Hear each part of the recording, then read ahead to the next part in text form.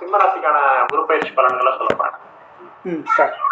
இப்போ சிம்ம ராசிக்கான குரு பயிற்சி பலன்கள் அப்படின்ற மாதிரி வந்து பாத்தீங்கன்னா, இப்போ சிம்ம ராசிக்கு வந்து குரு பயிற்சி அப்படின்றது ஜூன் மாசம் 1ஆம் தேதி எப்படி இருக்கு அப்படின்னு பாத்தீங்கன்னாக்கா, அவங்க ராசிக்கு 12ஆம் இடத்துக்கு குரு வராங்க.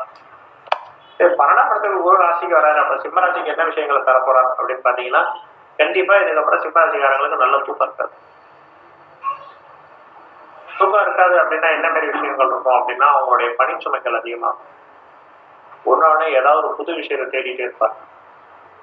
இல்லைன்னா அவங்களோட மனசு ஒரு நிம்மதி இல்லாம இருக்கும். சரி, ஏன் இந்த சிம்மராசிக்காரங்களுக்கு வந்து 12ஆம் இடத்துல வந்து ஒரு நிம்மதி இல்லாம இருக்கும் அப்படின்ற ஏன் சொல்றோம்னா, மனசு சொல்லக்கூடிய சந்திரனோட ராசியில தான் வந்து குரு சஞ்சாரம் பண்றாங்க.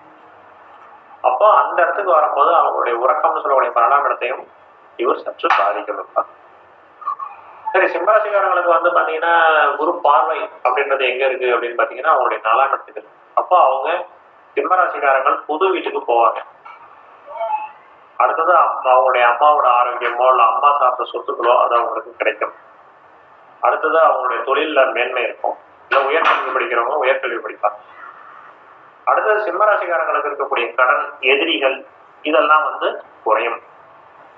அடுத்தது அவங்களுடைய ஆயுள், ஆரோக்கியம், திடீர் யோகங்கள், திடீர்னு ஒரு எப்படி சொல்றது, ஒரு லாட்டரி பிரைஸ் மாரி சொல்லலாம், திடீர்னு ஒரு அதிர்ஷ்ட வாய்ப்புகள் இதெல்லாம் வந்து சிம்மராசிக்கு கிடைக்கும். சரி, இதே சிம்மராசிக்கு அதிசாரம் வரும்போது எப்படி இருக்கும் அப்படின்னு பாத்தீங்க அப்படின்னா, அவங்களுடைய ஆரோக்கியத்துல கவனம் தேவை. அடுத்தது வந்து பாத்தீங்கன்னா அவங்களுடைய பூர்வ புண்ணிய சொத்துக்கள் ஏதாவது வர வேண்டியது அல்லது குலதெய்வத்துடைய இருக்கும், இது சிறப்பா கிடைக்கும். மனைவியோட ஆரோக்கியம், மனைவியோட முன்னேற்றம் சிறப்பா இருக்கும். தந்தையோட ஆரோக்கியம் அப்படின்றது சிறப்பா இருக்கும்.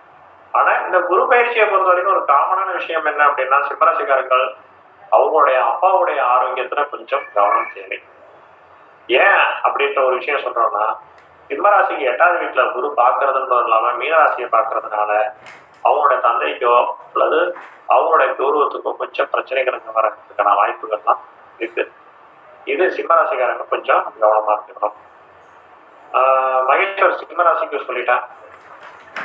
ஓகே. இல்ல டவுட் அப்படி பண்ணிட்டாக்க யாராச்சும் கேட்டாக்க அது முடிச்சுட்டு ஒரேடியா நீங்களே கேளுங்க. சிம்மராசிக்கு மகேஸ்வர் நீங்க கேள்வி கேளுங்க.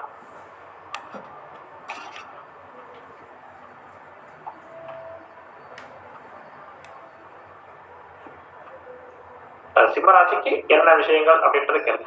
ஏதாவது இந்த குரு பயிற்சியில ஏதாவது செய்யலாமா இல்ல என்ன மாற்றங்கள் இருக்கு அப்படின்ற மாதிரி கேள்வி கேளுங்க. உங்களுக்கு என்ன தோணுது நீங்க சார்? இது ஒரு ராசி முடிக்கும் போது அந்த ராசிக்கு என்ன பரிகாரம் செய்யலாம்ன்றதையும் சொல்லிருங்க சார். பரிகாரம் தனியா சொல்லிடுறேன். ஏன்னா பரிகாரத்தை இதுல சேர்க்க வேண்டாம் அப்படின்னு சொல்ல வர அப்படின்னு பாத்தீங்கன்னா, ஏன்னா அவர் எடிட் பண்றது ஈஸியா இருக்கும், அதுக்கு தான் சொல்ல. இல்ல, பரிகாரம் வந்து நம்ம 100% நம்ம ஜாதகத்துல சொல்றதுல வந்து பரிகாரங்கள்ன்றத வந்து போயிட்டோம் அப்படின்னா நம்மளுடைய பலன்கள்ல இருந்து நம்ம ரொம்ப வில்லப்படுவோம். புரியுது. ஏன்னா ஜோசியத்தை தெளிவா சொல்றதுக்கோ அல்லது புரியற மாதிரி சொல்றதுக்கோ இப்ப நாம பேசக்கூடிய வீடியோஸே வந்து பாத்தீங்கன்னா ஒரு அடிப்படையா ஜோசியம் தெரிஞ்சவங்களுக்கு மட்டும்தான் புரியுமே ஒழிய, எதார்த்தமா திடீர்னு ஒரு நம்மளோட வீடியோ ஆடியோ கேட்கறவங்களுக்கு எல்லாம் புரியாது. அதே நேரத்துல இப்ப பரிகாரங்கள் அப்படின்ற ஒரு விஷயங்கள்லயும் நம்ம வந்து பாத்தீங்கன்னா இப்ப சிம்ம ராசிக்கோ எல்லா ஒரு ராசிக்கோ பரிகாரம் சொல்ல வரோம் அப்படின்னா அந்த பரிகாரங்கள் வந்து எந்த நேரத்துல செய்யணும்ன்றது ஒரு முக்கியமான விஷயம். ஆமா. இப்போ குரு அஸ்தமனம் இருக்கும்போது ஒருத்தவங்க போய் குருக்கு பரிகாரம் பண்ணாலும் எப்படி அது நடக்கும்? இப்போ நீங்க பரிகாரம்னு சொல்லுங்கன்னு சொல்றீங்க. இப்போ சில பேர் சொல்லுவாங்க, ஒரு பரிகாரம் நான் எல்லா பரிகாரமும் செஞ்சுட்டேங்க, எனக்கு எதுவும் மாற்றமும் வரலைங்க அப்படின்றாங்க. இப்போ அந்த பரிகாரத்தை நம்ம எப்படி எடுத்துக்கிறது? முதல்ல பரிகாரத்தின் மேல நம்பிக்கை இருக்கான்றதே எனக்கு வந்து ஒரு கேள்விக்குறியா இருக்கு. முதல்ல ஒரு ஜாதகத்துக்கு வந்து ஒரு பரிகாரம் செய்யணும்னா அந்த ஜாதகத்துக்கு அந்த அனுகிரகம் இருக்கணும். இப்போ சிம்மராசிக்காரங்களுக்கு வந்து குரு அதிசாரம் போகும்போது பரிகாரம் பண்ணலாம். ஏன் அதிசாரம் போகும்போது பரிகாரம் பண்ணலாம்? உங்களதான் கேக்குறேன். அதிசாரத்துல போகும்போது ஏன் பரிகாரம் பண்ணணும்னு கேக்குறீங்களா? அதிசாரத்துல வந்து நம்ம ஒரு இது முன்னாடி போயிடும் இல்லையா சார்? அப்போ வந்து 5ஆம் பார்வையா சிம்ம ராசியில வந்துட்டு குரு வந்து 5ஆம் பார்வையா அவங்களுடைய பூர்வ புண்ணியம் பாக்குறாரு, அவங்களோட குலதெய்வத்தை பாக்குறாரு, அவங்களோட இஷ்ட தெய்வத்தை பாக்குறாரு 5ஆம் இடம். அப்ப செய்யக்கூடிய பரிகாரம் சக்தியை கொடுக்கும், வெற்றியை கொடுக்கும். நீங்க மத்த ஜோதிடர்கள் மத்த சப்ஜெக்ட் நான் என்ன சொல்றேன்னா யூடியூப்ல 2 விஷயம் பண்ணணும் நம்ம. ஒன்றும் பரிகாரமா நம்ம பரிகாரம் தெய்வம் அப்படின்ற லெவல்ல அப்படி போயிடுவோம், தனியா போயிடணும். இதுல அதை போய் சேர்த்தோம் அப்படின்னா கேள்விகள் வருமே ஒழிய புரிதல் வராது. உங்களுடைய கருத்து என்ன சொன்னீங்க? என்னுடைய கருத்து கரெக்ட். நம்ம சப்ஜெக்டை மட்டும் போய் கொண்டு போய்க்கலாம். மகேஸ்வர், உங்களுக்கு அந்த சிம்ம ராசி ஏதாவது உங்களுக்கு கேள்விகள்? இல்லை, ஜஸ்ட் அந்த பிஸ்னஸ் இல்லை கட்டி வேலை சம்மந்தப்பட்டது தான் கேட்கணும்னு சொல்லிட்டு, மற்றபடி அதாவது வேலை சம்மந்தப்பட்டது அப்படின்றது வந்து பார்த்தீங்கன்னாக்கா தூக்கம் ரொம்ப கம்மியாக தான் இருக்கும். ஓகே.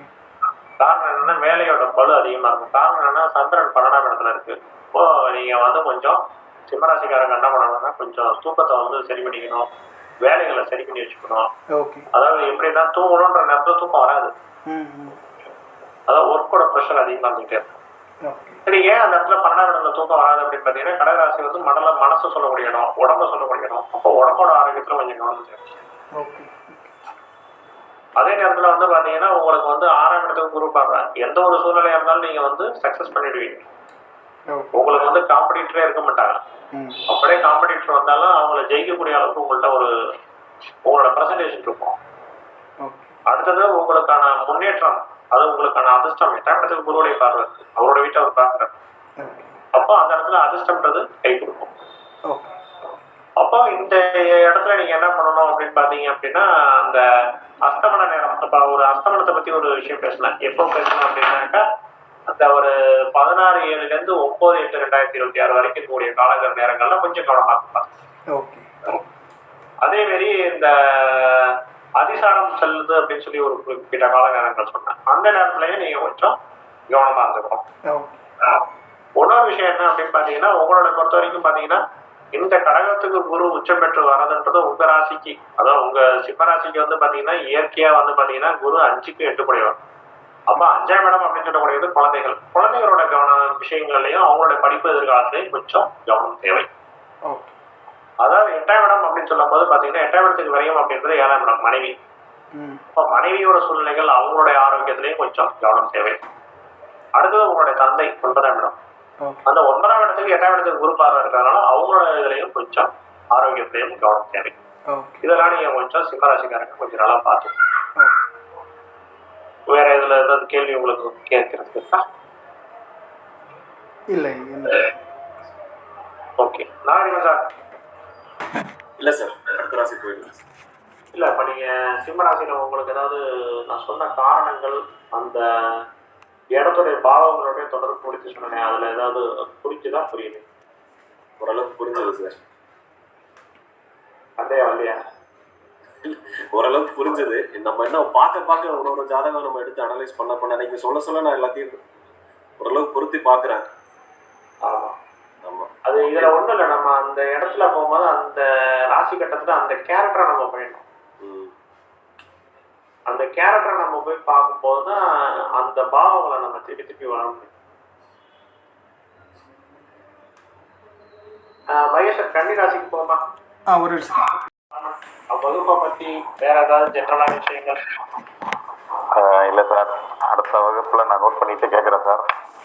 ஆமா, இன்னைக்கு உங்களை ரொம்ப கொஞ்சம் டைப் பண்ணிட்டேன்னு நினைக்கிறேன், கேள்வி கேட்கக்கூடாத அளவுக்கு. இல்லை கொஞ்சம், ஆனால் இன்னைக்கு கொஞ்சம் நீங்கள் ஸ்பீடு தான், கொஞ்சம் ஸ்லோவாக போனால் நல்லா இருக்கும். இல்லை நீங்க நம்ம பேசக்கூடியது எல்லாமே அடுத்தது வீடியோஸா வரப்போகுது, அடுத்தது ஆடியோஸா வரப்போகுது. அது எல்லாத்தையுமே வந்து பாத்தீங்கன்னா கொஞ்சம் திருப்பி நீங்க பார்க்கணும், கேட்கணும். ஏன் அப்படின்னா இப்ப நான் அந்த சொன்னதை வந்து அந்த இடத்துல நீங்க ஸ்டாப் பண்ணி ஒரு நோட் பண்ணிட்டீங்க அப்படின்னா உங்களுக்கு டக்குன்னு உள்ள வந்துடும். நன்றி சார், எல்லாருக்கும் நன்றி. இன்னொரு விஷயம் என்னன்னா நீங்க அம்சார் நீங்க வந்து நீங்க நோட் பண்ணிருக்கவே முடியாது உங்களால. ஹலோ, வாய்ஸ் பிரேக் ஆகி சார். சார் வாய்ஸ் பிரேக் ஆகி உங்களால எழுதிருக்கவே முடியாது, அந்த அளவுக்கு சப்ஜெக்ட் வேகமா அப்படி எடுத்துருக்குன்னு நினைக்கிறேன். ஓரளவுக்கு எழுதிட்டேன், ஒரு 75% எழுதிட்டேன் சார். 75% எழுதிட்டீங்களா? அப்போ ஓகே சார், ஓகே, ரொம்ப சந்தோஷம். நாகரிகன் சார். சார் சொல்லுங்க. வேற என்ன உங்களுடைய கேள்விகள், வேற ஏதாவது விசேஷங்கள்? வேற ஒன்றும் இல்லை சார். இப்போ அடுத்த வாரம்னா மறுபடியும் இதே நம்ம கண்டினியூ பண்ணுறோமா சார் குரு பயிற்சி? ஆமா, இந்த குரு பயிற்சியை கண்டினியூ பண்றோம். மற்றபடி இதுக்கு முன்னாடி நடத்தக்கூடிய விஷயங்களை வந்து திருப்பி ஒரு தடவை பாருங்க. நான் திருப்பி சொல்லக்கூடிய விஷயங்கள் என்ன அப்படின்னா, அஸ்வினி நட்சத்திரத்துல இருந்து ரேவதி நட்சத்திரம் வரைக்கும் இருக்கக்கூடிய நட்சத்திரங்களை மங்க பண்ணுங்க. மேஷம் மண்டலம், சிம்ம மண்டலம், தனுசு மண்டலத்தை தனியா பிரியுங்க. அப்பதான் கேதுவோட நட்சத்திரங்களை ஒரு ஆர்டர் பண்ண முடியும். சிம்ம மண்டலத்துல கேதுவோட நட்சத்திரங்களுக்கு ஒரு ஆர்டர் பண்ண முடியும் உங்களால. அதாவது அஸ்வினி மகம் மூலம் கேது, பரணி புறம் புராணம் சுக்கிரன், கிருத்திகை உத்தரம் உத்திராடம் சூரியன், ரோஹிணி அஸ்தம் திருவோணம் சந்திரன், பெருவ சிசு சித்திரை அவிட்டம் செவ்வாய், திருவாதிரை சுவாரி சதயம் ராகு, புனர்பூசம் விசாகம் போராட்டாதி குரு, பூசா அனுசம் உத்திரட்டாதி சனி, ஆயிலியம் கேட்ட ரேவதி புதன். 27 நட்சத்திரம் வந்துச்சு. ஒவ்வொரு மண்டலத்திலையும் ஒரு நட்சத்திரத்தை சொல்லியிருக்கேன். மேசம் சிம்மம் தனுசு, மேசம் சிம்மம் தனுசு. இந்த அளவுக்கு நீங்க தரவு ஆயிட்டீங்க அப்படின்னா ஈக்குவலா என்னை தாண்டி கூட ஒண்ணு நீங்க சொல்லுவீங்க. Okay sir. புரியுதுங்களா சார்? சரிங்க சார். கொஞ்சம் ஒர்க் பண்ணணும் சார். இல்லைன்னா திருப்பி இதையே சொல்றீங்க, எதாவது தவறா எடுத்துக்காதீங்க. அந்த ஒர்க்கை பண்ணிட்டீங்க அப்படின்னா உங்களுக்கு அந்த ஜோதிடம் வந்து வேற லெவல்ல இருக்கும். அதாவது கேள்வியை காட்டணும் அந்த சப்ஜெக்ட்ல இருந்து நான் வெளில வந்தா கூட நீங்க வெளில வர. அதே மாதிரி இந்த பாகை கலை கொஞ்சம் நல்லா பாருங்க. ஏன்னா அஸ்தமன கதி, கிரக யுத்தம், நைசாக்கிய பலம், நிறைய விஷயங்களுக்கு இந்த பாகை கலை தான் ரொம்ப முக்கியமா இருக்கும். அடுத்தாப்புல உள்ள வகுப்புகள் வந்து பாத்தீங்கன்னா அம்சத்தை பத்தி, நவம்ச கட்டத்தை பத்தி எல்லாம் சொல்ல ஆரம்பிச்சோம். வேற ஏதாவது கேள்விகள் உங்களுக்கு? வேற எதுவும் இல்லை சார். நம்ம அதான் அந்த இது கொஞ்சம் எல்லாத்தையும் ரிவ்யூ பண்ணணும். ஃபுல்லாக ரிவைஸ் பண்ணால் உங்களுக்கு எல்லாம் கொஞ்சம் தெளிவாகும் சார். ஆமா. இன்னொரு விஷயம் என்னன்னா, நடுப்புற ஏதாவது சந்திக்கிற நேரத்துல ஏதாவது இருந்ததுன்னா அதையும் கொஞ்சம் நீங்க ஏதாவது நோட் பண்ணி கூட கேட்கலாம்.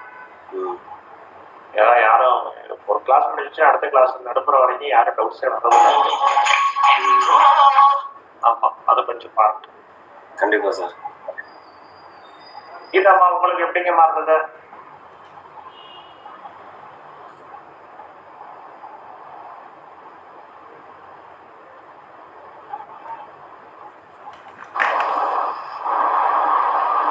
ஹலோ, இதம்மா உங்களுக்கு எப்படி ஒன்றும் புரிஞ்சுதா? எப்படி புரிஞ்சு கிளாஸ் புரிஞ்சுது சார். சார் ஒரே ஒரு கேள்வி. நம்ம மேஷத்துல நீங்க சொன்னீங்கல்ல அம்மாவுக்கு வந்து உடம்பு சரியில்லாம போகும்னு சொல்லி. ஆமாம்மா. அப்ப சார் சொன்னது இப்ப பெண்களை கட்டி கொடுத்துட்டா அவங்களுக்கு வந்து பலன் அந்த பாதிப்பு அது இது இப்போ ஒண்ணுல உங்களுக்கு ஒரே பெண் குழந்தைன்றது உங்களுக்கு கொஞ்சம் பாதிப்புகள் இருக்கும். இதே உங்களுக்கு ஒரு பையன் இருந்திருந்தாக்கா அந்த பாதிப்புகள் அவ்வளவு இருக்காது. அதனால உங்களுடைய ஆரோக்கியத்துல கொஞ்சம் கவனமா தான் இருக்கணும் நீங்க. சார் இன்னொன்று நீங்கள் சிம்மத்தில் சொல்லும்போது பசங்களுக்கும் அப்பாவுக்கும் சொன்னீங்க. அவங்க அம்மா பற்றி இல்லை, உங்க வாய்ஸ் வந்து கொஞ்சம் எப்போ அடிக்குது, கொஞ்சம் நல்லா தெளிவாக சொல்லுங்க. ஓகே, இப்போ கேட்குதுங்களா? இப்போ கேட்க சொல்லுங்க. இல்லை, நீங்கள் வந்து சொல்லும்போது சிம்மத்தை பற்றி சொல்லும்போது பசங்களுக்கும் அப்பா பற்றி சொன்னீங்க. ஆமா, அவங்க அம்மா பற்றி அந்த மாதிரி ஏதாச்சும் டீட்டெயில்ஸ் அது ஏதாச்சும் அதில் சொல்ல முடியுங்களா? அதாவது சிம்மத்துல சொல்லும் போது பாத்தீங்க அப்படின்னா இப்போ என்ன ஆயிருக்கு அப்படின்னு பாத்தீங்கன்னா, சிம்ம ராசிக்காரங்களுக்கு வந்து குரு 12ல வந்திருக்கிறார். அதாவது 11ல இருந்து 12ல வந்திருக்கிறார். அப்போ குரு 11ஆம் இடம் அப்படின்னு சொல்லக்கூடியது வந்து பாத்தீங்கன்னா இந்த அம்மாவோட இடம் அப்படின்றது 7ஆம் இடம். ஓகே. அதாவது சிம்ம ராசிக்காரங்களுக்கு வந்து பாத்தீங்கன்னா விருச்சிக ராசி தான் அம்மாவோட வீடு. அதாவது அம்மாவை சொல்லக்கூடிய இடம் 4ஆம் இடம். இப்போ அந்த விருச்சிகத்துக்கு வந்து பாத்தீங்கன்னாக்கா குரு பார்வையே இல்லாம இருக்கு. இதே உதாரணத்துக்கு சொல்லணும்னா உங்க அம்மாவோட ஆரோக்கியத்திலேயே இப்ப நீங்க அப்ப ரீசெண்டா இதே அந்த குரு பார்வை வந்து சிம்மத்துல கடகத்துல இறங்கி இப்போ வரைக்கும் கொஞ்சம் நல்லா தப்பிச்சிருந்தாங்கன்னு வச்சுக்கோங்களேன். இப்ப ரெக்கவரி கூட ஆயிடுப்பாங்க. அந்த குரு பார்வை அங்க இல்லாம போனதுதான் உங்களுக்கு கொஞ்சம் பெரிய கஷ்டம். நீங்க அத ஒரு ஐடியா பண்ணி தான் நீங்க அந்த கேள்வி கேட்டீங்க. எஸ் அதான் அந்த ஐடியா தான். நான் என்ன முடிச்சிடலாம்னு நினைச்சேன் சார். 12 ராசி மொத்தமா முடிச்சிடலாம்னு நினைச்சேன். இந்த 12 ராசி மொத்தமா முடிக்கலாம். பட் எல்லாரோடைய நேரமும் ரொம்ப முக்கியம் இல்லை. ஆக்சுவலாக லாஸ்ட்டில் போக கொஞ்சம் கொஸ்டின்ஸ் கேட்குறது கம்மியாயிடுச்சு ஆக்சுவலாக. ஏன்னாக்கா எல்லாருமே வந்து கொஞ்சம் 2 மணி நேரம் ஆனதுனால கொஞ்சம் ஸ்லகிஷாக ஃபீல் பண்ணாங்கன்னு நினைக்கிறேன். நெக்ஸ்ட் ஆமா, வீக் எல்லாம் மறுபடியும் இது இருக்கும். எஸ். ஆமா, நம்ம இன்னொரு விஷயம், இந்த 2 ஹவர்ஸ்க்குள்ள வந்து யாரையுமே நம்ம வெளியிலயும் விடுறதில்ல. மோஸ்ட்லி எல்லாருமே அந்த 2 மணி நேரத்துல அவங்க வெளில போக முடியாத அளவுக்கு தான் நம்ம கண்ட்ரோல்லே தான் உள்ள வச்சுக்கிட்டு இருக்கோம். அப்படின்றபோது அவங்களுக்கான அந்த ஒரு ஃப்ரீ டைம் அதுக்கு மேல கண்டிப்பா நம்ம கொடுத்துதான் ஆகணும். கீதம்மா, உங்களுக்கு வேற ஏதாவது டவுட்னாலே எனக்கு கேளுங்கம்மா, எப்ப வேணாலும் கேளுங்க. சரிங்க சார், சரி. ரஜிதாம்மா, கேட்டுதான் இருக்கேன். இப்போதைக்கு ஒன்றும் இல்லை. ஓகேங்க, ஓகே. மகேஷ் சார், வேற எதுவும் கேள்விகள் இருக்குங்களா? வேற எதுவும் இல்லை. ஓகே, கிளாஸ் அப்படியே இதோட கம்ப்ளீட் பண்ணிக்கலாங்களா? எஸ். Okay, okay. அனைவருக்கும் வணக்கம். Okay, thank you. வணக்கம். பாய். நன்றி சார். நன்றி சார்.